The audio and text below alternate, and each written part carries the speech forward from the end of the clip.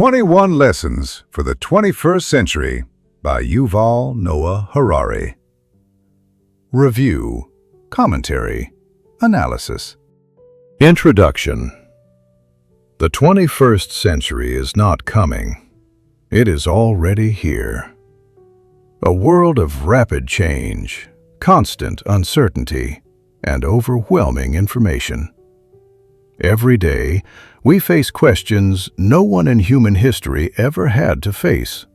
Questions about AI, truth, nationalism, freedom, work, religion, and meaning. And in the middle of this storm, Yuval Noah Harari gives us a guide.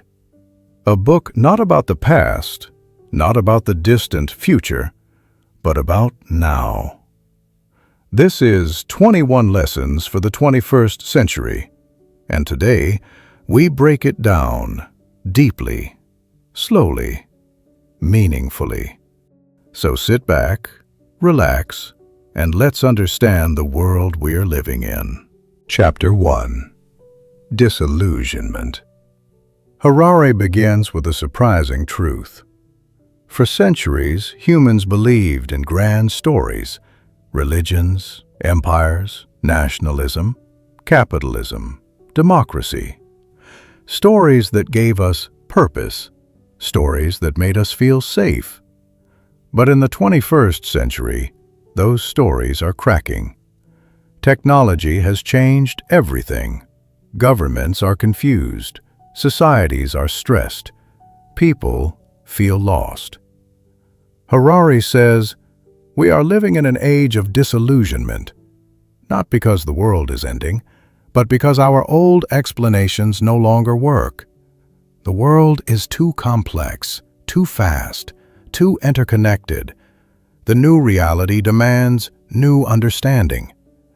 And that is exactly why Harari gives us these 21 lessons. Chapter 2. Work and the Future of Jobs. This is one of the most important chapters for every young person today. Harari asks a frightening question. What will humans do when AI can do almost everything? For example, drivers replaced by autonomous cars, teachers replaced by adaptive AI tutors, doctors replaced by algorithmic diagnosis, artists replaced by creative AI, writers replaced by advanced models. In the Industrial Revolution, machines replaced physical labor, but now machines are replacing mental labor. Harari warns of a new class, the useless class, not because people lack worth, but because the economy may not need their skills. But Harari is not hopeless. He says the solution is lifelong learning, not degrees, not certificates, but the ability to adapt again and again. The most powerful skill of the future is not coding, not design, not business. It is learning how to learn and unlearn and relearn. Chapter 3. Liberty and the Age of Surveillance. If you think your phone only listens when you tap it, you're wrong. If you think your apps don't track you, you're wrong. If you think your data is safe, you're very wrong. Harari warns, we are entering the era of digital dictatorship, not through fear or violence, but through soft, comfortable control. They don't need to control your body if they can predict your mind. Governments know your habits. Corporations know your desires. Algorithms know your weaknesses. We are trading privacy for convenience. And one day, the people who hold this data will hold power greater than kings. Harari's warning is clear. The fight for freedom will no longer be on the battlefield, but in the digital world. Chapter 4. Equality in the age of AI. Technology is creating a new kind of inequality, not between rich and poor, but between enhanced and non-enhanced humans. Imagine a world where the rich buy better genes, the rich buy better brains, the rich buy digital upgrades, and the poor cannot keep up. Harari fears we may become two species, Homo sapiens and Homo deus, the upgraded human. The new inequality is not income, it is biological power. The ones who control technology will control evolution. Chapter 5. Post-Truth and Fake News. We live in the most informed era of human history. Yet people have never been more confused. Why? Because the world no longer struggles with information, it struggles with truth. Harari says humans never really liked truth. We like stories, especially stories that confirm our emotions. In the past, priests controlled truth. Today, social media does. And social media does not show us reality. It shows us what keeps us addicted.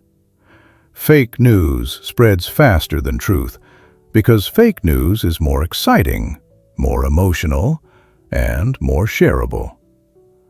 Harari's lesson: don't outsource your mind. Don't let algorithms think for you. Train your skepticism. Train your attention. And remember, truth is boring, but it saves nations. Lies are entertaining, but they destroy them. Chapter 6. Community and Nationalism. Harari explains nationalism in a powerful way. Nations are imaginary stories that help millions of strangers cooperate. We die for them. We fight for them. We worship flags, borders, anthems. But in the 21st century, the biggest challenges are global. Climate change, pandemics, nuclear threats, cyber warfare, AI risks, economic instability. None of these threats care about your borders. Harari says, if humanity does not unite, humanity will not survive. Nationalism is useful, but global cooperation is necessary. Chapter 7. Religion and Secularism. Harari is respectful but direct.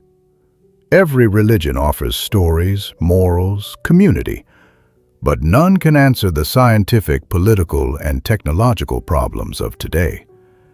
He says secularism does not mean rejecting religion. It means valuing truth, compassion, equality, freedom, scientific evidence.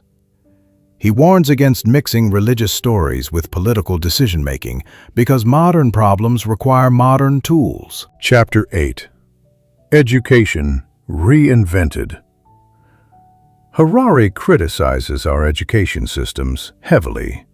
He says, we teach children facts they will never need in a world where information is already everywhere. Instead, we must teach critical thinking, empathy, emotional intelligence, communication, collaboration, mental flexibility. Knowledge is cheap. Thinking is expensive. The schools of the future must prepare children for a world that changes every 5 years. Chapter 9. Meaning and Mindfulness. At the end of the book, Harari turns inward. He says, we can understand the world, but still feel lost. We can analyze politics, but still feel empty. We can master technology, but still feel anxious.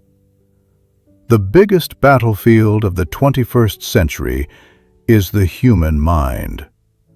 Harari suggests meditation as a powerful tool to understand your thoughts before the world manipulates them.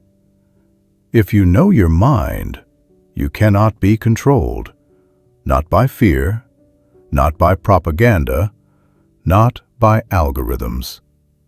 The greatest lesson of all: to survive the 21st century, we must conquer our own minds.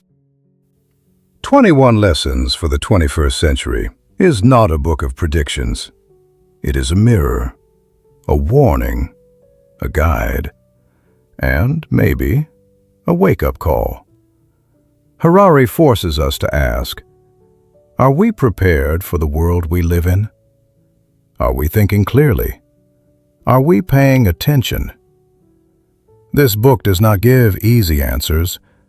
It gives difficult truths. And in a world full of noise, those truths are priceless. Thank you for watching. This is Team Neo Critique. Subscribe for more reviews and commentaries.